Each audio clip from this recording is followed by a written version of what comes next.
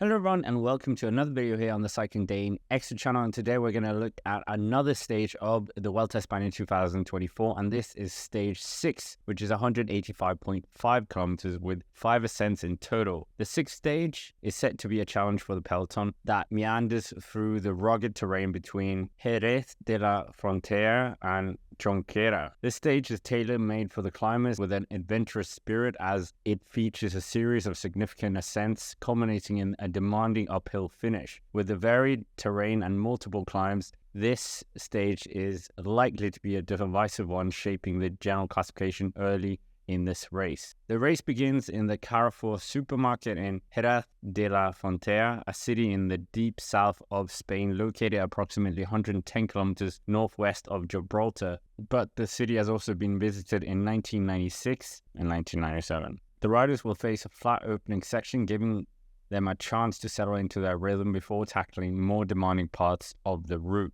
The riders will start venturing onto the first categorized climb with about 58 kilometers into the stage, and that is the Puerto del Boya, which is crested at 73.4 kilometers. It spans 15 kilometers with an average gradient of 5.7%, including a grueling section that ramps up to 10.2%. This climb could be a pivotal moment in the race for a strong breakaway to form, and might be the race-winning move, potentially, given how the peloton play this. Thereafter, they will descend down quite a long descent before they start climbing yet again, and they have an intermediate sprint with bonus sprints as well before they get to the top of the next climb, which is a Cat 3 climb. While not as steep as the Puerto del Boya, it will still be a test for the riders, this Cat 3 climb. But after that, they will venture down once again in a descent, and here comes the third categorized climb, the Puerto Martinez, which ramps up to 735 meters in elevation and is the penultimate climb of the day before they come to the final climb after a brief descent and a small flat section. The stage culminates with a Cat 3 climb, the Alto de las Abezas,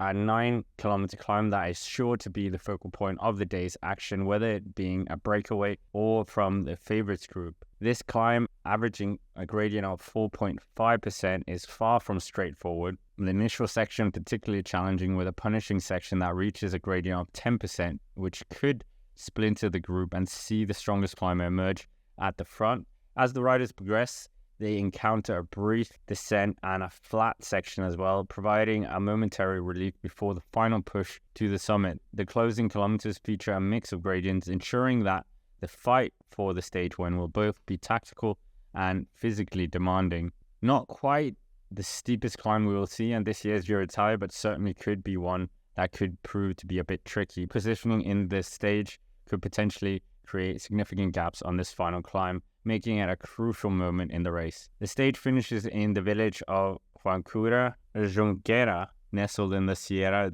de las Nieves. This marks the first time the Vuelta a España has visited Jonquera, adding a little dash of unfamiliarity to this finish. The village's steep, narrow roads will host the finish, where the battle for the victory and the valuable time bonuses will commence as well, of 10, 6, and 4 seconds for the top 3.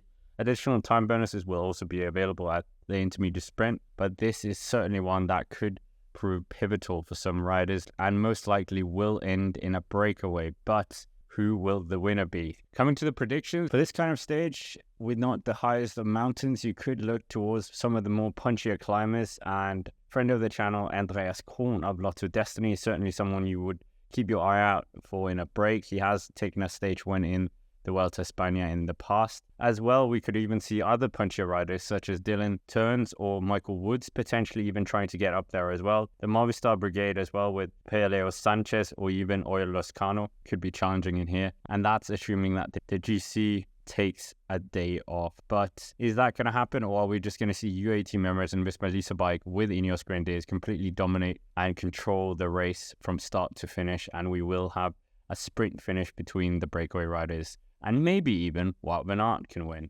But anyways, with that, that's basically it for this video. Make sure to hit the like button, subscribe to the channel here on the Cycling Dane Extra, and apologies for my bit of a sickly tone as I'm still recovering from illness. But with that, thank you for watching, and I will see you around.